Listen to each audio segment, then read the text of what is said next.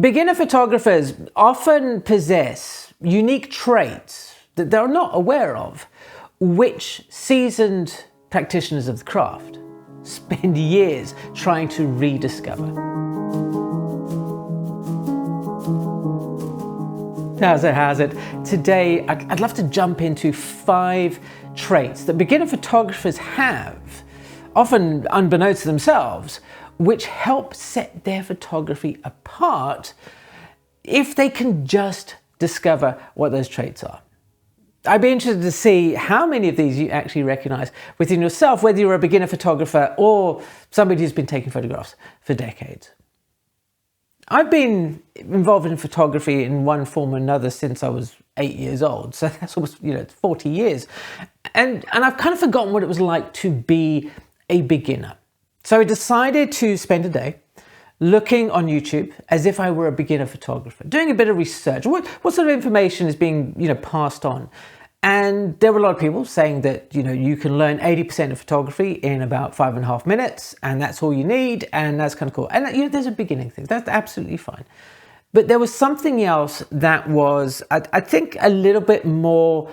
It didn't feel quite right with me. And this is an idea that a lot of people are telling you as a beginner, you're going to make mistakes. Mistake. I appreciate why people do that. But what about celebrating the great thing that uniquely sets beginner photographers apart?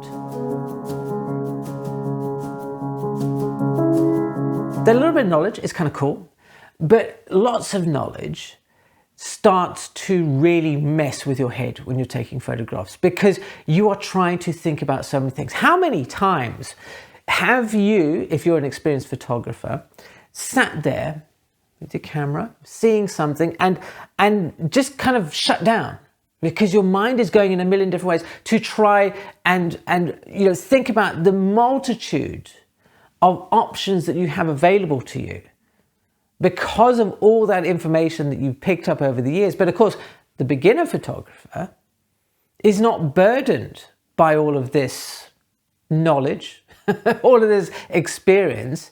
They just see something. If you're a beginner photographer, I'm pretty sure that you've just seen something and you take a picture of it. You don't think beyond whatever kind of limited, and use that in a positive sense, knowledge that you have to draw on. You're not overthinking it. It's a wonderful, liberating, free way of taking photographs. And out of all of these points, I wish that overthinking was the one that I could just magic away from myself. I find it easier these days because I'm relying more on my instinct, going back to this idea of that I had as a beginner photographer, that photographing more on instinct than thought. And that's a wonderful trait for a beginner to have, is that just ability to see a picture and just take it without fussing and worrying about all of that stuff as you go along. Raw passion.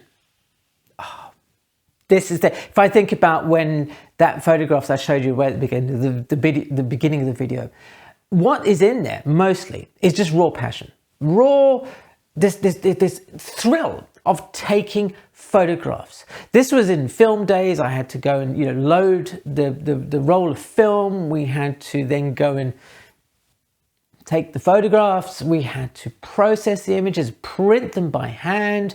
It was thrilling to see something that you kind of cooked up in your head emerge there under the light of the safe light in the wet dark room. Everything about it, the smells, the process, that alchemy, the whole thing was just amazing. And it fueled my passion for it. I was around photographers or other people who wanted to be photographers.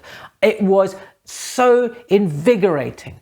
And new photographers, beginners, or people who are coming back to it from later on, this thrill, this passion, this raw energy and enthusiasm that you have for photography, it can carry you so far just by going, do you know what? I am loving this process.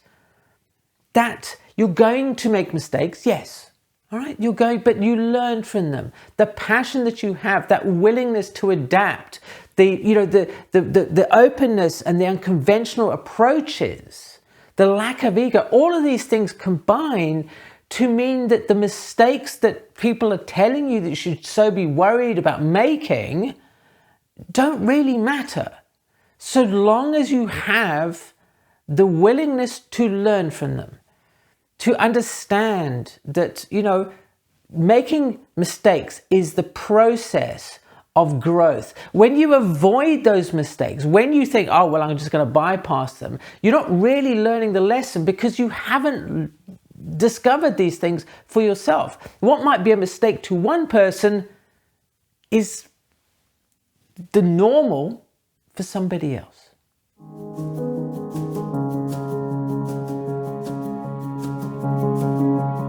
But there is probably a greater thing at play here that helps the beginner photographer really, run rings around a lot of more experienced photographers. And that is unconventional approaches, bringing something fresh to the table. And the way that this sort of pans out is that over time, a photographer, and I'm going to speak from my own experience here, will get told various things. Stand with the sun behind your back, keep the horizon level, do X, Y, and Z things. And they become embedded as a way of looking at photography, of approaching photography, of taking pictures.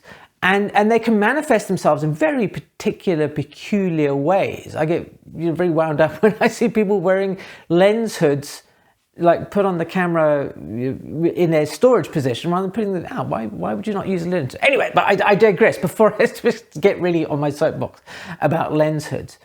But it's that unique approach that a beginner photographer, that you bring to the table of not being burdened by standardized things, of asking that fantastic question in photography of what if I try this?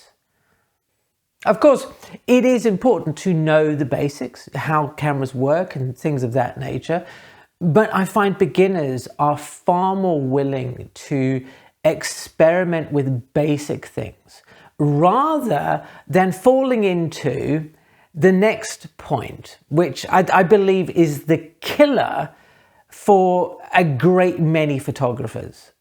We spend ages trying to overcome.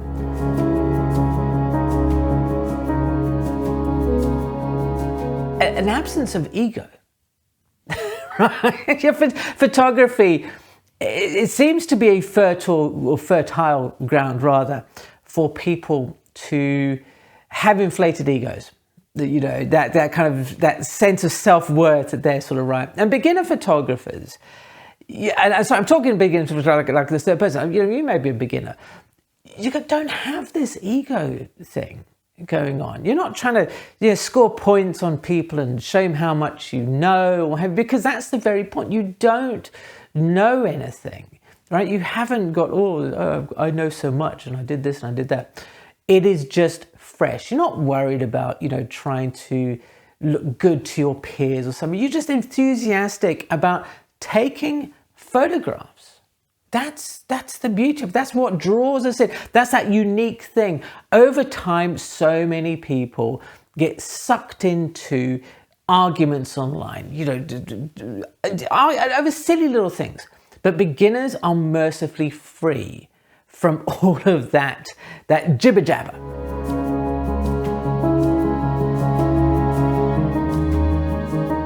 Earlier I mentioned about, ideas about how you approach things, the rules, for want of a better word. And I don't, rules, terrible, terrible idea. And the beginner photographer has an adaptability. I think this is a wonderful idea that they can just go, do you know what? Okay, I'm not mired in my approach. You see where this is going? Well, this knowledge, all this experience can really get in the way of us, more experienced photographers creating images that are fantastic. So the beginner photographer, you picked up a camera last week.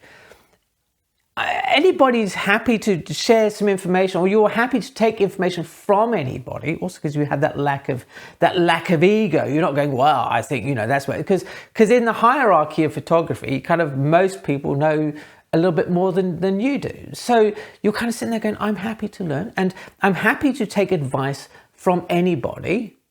Whether it's good or it's bad advice is not really, yeah, that's a whole different conversation. But you're adaptable. You're changing your approaches. You're kind of like, okay, well, this makes a bit more sense. Or does this make a bit more sense? Or does this work for me? I have certain ways of approaching photographs. I have certain ways of approaching setting an exposure, or all of these kind of things. And they've been built up over time. They're a habit. And I may talk to some other people and they go, oh, well, why would you do that? When, you know, if they're asking me how I you know, take a photograph, because as they become a little bit more experienced, they become less flexible, as have I. When you back button focusing, okay, back button focusing, people rave about it. I can't be getting on with it. It doesn't work. I have lost my adaptability that had I have had back button focusing as an option when I was younger. I sound like an old fuddy-duddy now, right? Then, you know, I would be more willing, more open to adapt my way of shooting for something that may actually be very useful for me. Throughout your photography, as a beginner, as whether or not you're an experienced pro, think about these 5 traits. Try and capture them, rediscover them, so they can inform your photography, so you can move forward and take great photographs. I'm going to leave you on a little bit of a cliffhanger and say that there is a phrase that we're going to discuss in future episodes. Does vision inform technique, or does technique inform vision? Thank you ever so much for watching. Check out this video over here. I know you're going to love it, and I will see you again soon.